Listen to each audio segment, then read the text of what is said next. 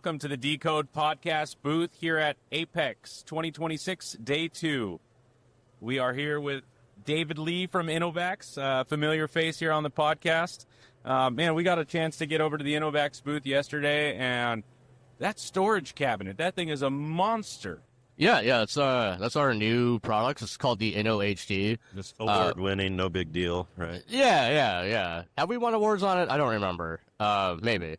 But yeah, see, it's our well-known and loved technology of the smart racks, pick-to-light system with the sensors and everything like that.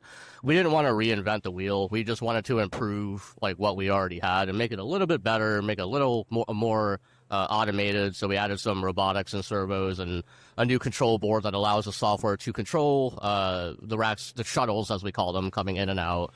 And it just provides a little aspect of automation. Again, we didn't want to reinvent what we do because we have an award-winning product. We didn't want to completely change it. One of the thought processes behind the design of it was like Porsche, right? Mm-hmm. Porsche is a beautiful car. They have won 24-hour Le Mans many times. The car looks exactly like it did in the 1950s. So we didn't want to completely change something. So. Yeah, why mess with gray, right? Yeah, exactly. Yeah, it's walking around the halls. I'm always looking for that kind of like show-stopping piece of equipment that really catches your attention, and that was one of them for me yesterday. I mean, it's so impressive to see that giant drawer come out and lights and just the little details on it. Like you even had a floor sweeper on the very bottom. Yeah. Yeah, and we there's like I'm not a mechanical engineer, but there are things in there to account for like floor degradation. So if there's like a slight slope over a long distance, like in a warehouse, because that is like a bulk storage system. Is you may have a couple of customers here and there that are going to get one unit and hold 10,000 reels, and yes, that one little thing. I mean, it looks massive, but that one unit holds 10,560 reels.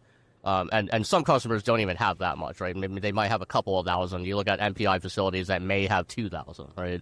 And even some OEMs and CMs don't even hit that much. So it is applicable for both high volume and high mix.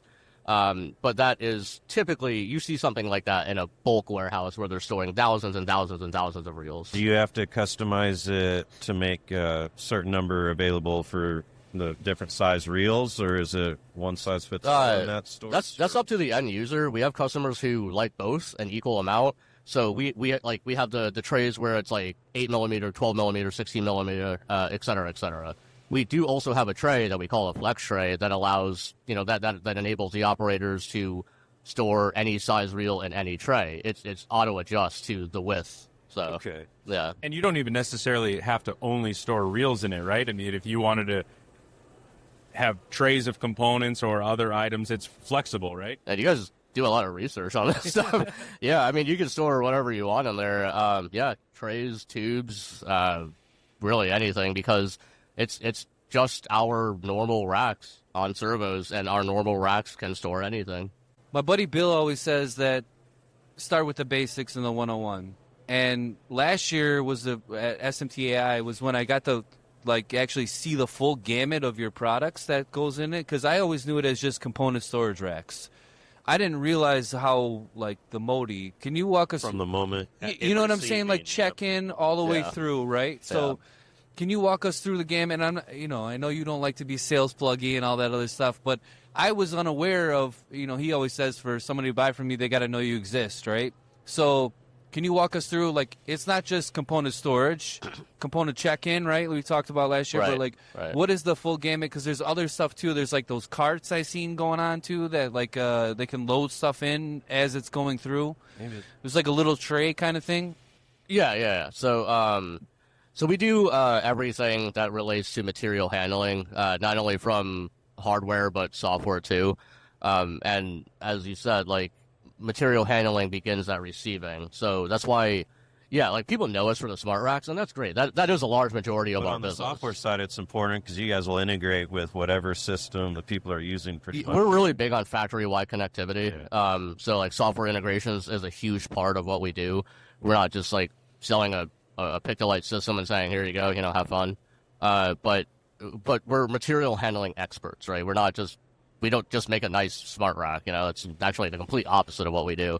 But material control begins at receiving. So parts come in, you have like your validation processes, somebody looking at a reel. So how do we make that better? Let's make a camera, OCR software, label detection software, imaging for traceability. Let's collect all this data and create interfaces that allow us to pull data from an ERP system, perform the ERP booking, generate a UID, and while we're generating that UID, other systems need to know about that. Your pick and place needs to know about the reel and the quantity that's on there.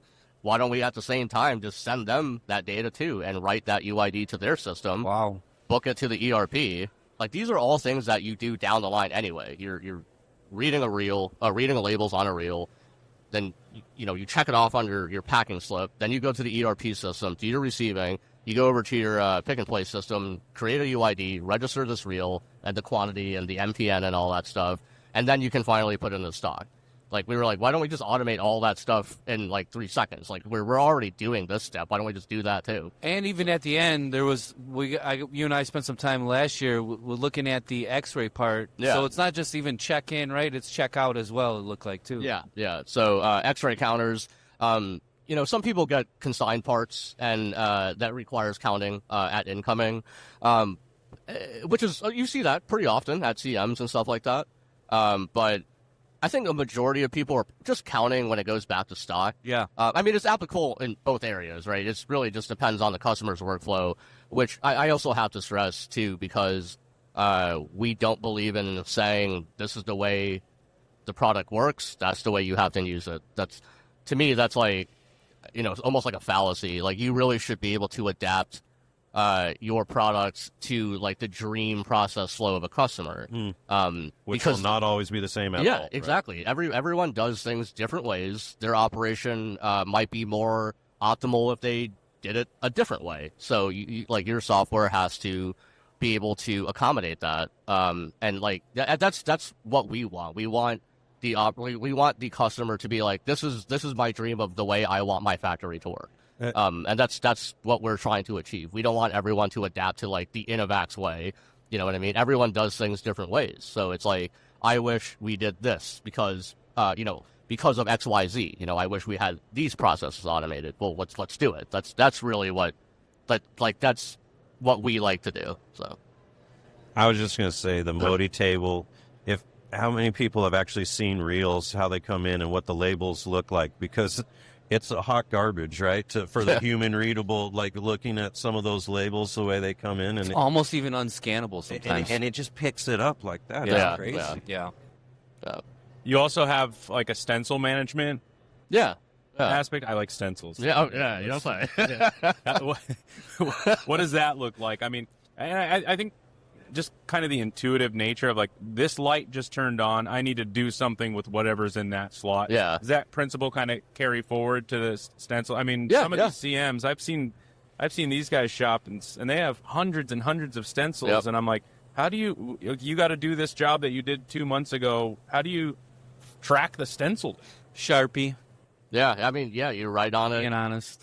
Put some stencil ID or part number and put it in some order is what most people are doing. But yeah, to answer your question, yes, it is the same principle. It's a pick-by-light system with a sensor, all different stencil sizes, vector guards, space savers, frames, and all that stuff. And at face value, it is a stencil pick-by-light system, right? But underneath that surface level, it's actually doing a lot more, which, again, we kind of go crazy with the connectivity stuff, really big on that stuff. So we're able to like get the number of strokes from a paste machine.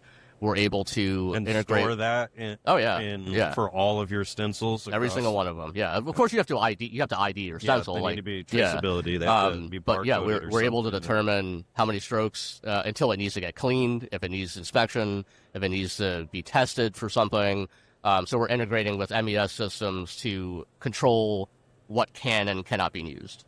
Is your screen printer feeding that information forward into the storage rack some way, or how does that information get pushed to the smart storage? Yeah, so normally the paste machine or the solder paste machine is sending that information up to a production line control MES, and then we're integrating with the MES. So usually the equipment itself is a simple database that just like collects data, but then that data is aggregated up to I always call it like a production line MES, because there's different MESs that do totally different things, but there are certain MESs out there that specifically like maintain the production line and production planning and quality control and things like that. Have you guys ever worked with a Stencil provider to do any type of qualification on that stuff? Because like I got to imagine you're gathering some serious tribal knowledge on how long to failure or what people choose to do for frequency of replacement, you know, how many strokes until they do this or that. Honestly, we haven't. Of that? We haven't worked with like a Stencil provider to do that. Most of them are like pretty insufferable. Nice. I had a customer ask me that the other week. They said, how many prints do you go before you replace my stencil? And I said, it's based on the SPI, right? Like, why would I have some arbitrary number and when it's still printing good? That's one of my favorite topics. And somebody as a joke in LinkedIn posts said, you know, how many licks does it take to get to the center of a Tootsie Pop, like in reference to that question. And I thought it was so golden because, you know, it depends. It might take you 3,000 licks to get to the center. Daniel, maybe 4 licks, right? Who knows? But there's just so many variables, right? So to be able to put an arbitrary figure to it, to put a figure to it, it would be arbitrary. 10,000 prints. Well, what's the foil thickness? What type of paste you're using? What blades are you using? What's the pressure? What's the speed? Support, right? Yeah. And it goes on and on and on and on. So using SPI to monitor stencil life is wise. There are some other emerging ways to do that. We'll talk to Declan from Watt a bit later, but actually monitoring This is stencil, David's time. Right. Stencil life. Sorry. Insufferable. Actually monitoring stencil life is possible in certain ways. Really? We'll touch on that later. Wow. But thank you for talking about stencils because I like stencils. Yeah, no, for sure. But yeah, no, we haven't talked to any Stencil providers about that. We're purely just collecting data and doing what they tell us to do. So they're like, you know, at this point, don't let the operator take it. It needs to get like tested or what. So we're just like, okay. But no, I don't know anything about stencils, dude. I feel like that's the best way to work with your customers, though. It's kind of like you're not trying to invent something for them. You're asking them to invent it for you, right? Yeah. I mean, I don't know. I'm not here to tell the customer when they should. You're not running the watch CM, but the CM comes to you and says, "Hey, you and him, you know, to figure out the stencil master, stencil lord." Sean says he always likes to work with people that'll meet him where he's at and take him to where he wants to go. Yeah. Excellent. Yeah, that was a couple years ago line. Oh, is that Don't recycle material. Yeah. Awesome. No, I just I like that idea because then you're not trying to force us into a pigeonhole. You're saying, hey, let me force you into it. I want this upgrade. I want this feature, and then you guys go ahead and do that type of like thing. you tell me what you want. Pigeonhole you. Yeah. Yeah.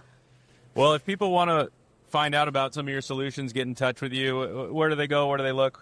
Just go to InnoVAX.com. That'd be the easiest thing. Fill out a form. Someone will get back to you. Don't call me directly, please. So that number is... Yeah.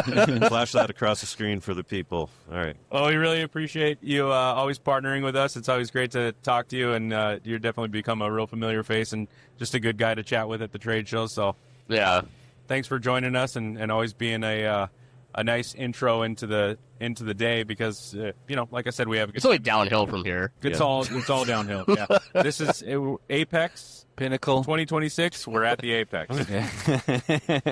Thanks for tuning in. Dave.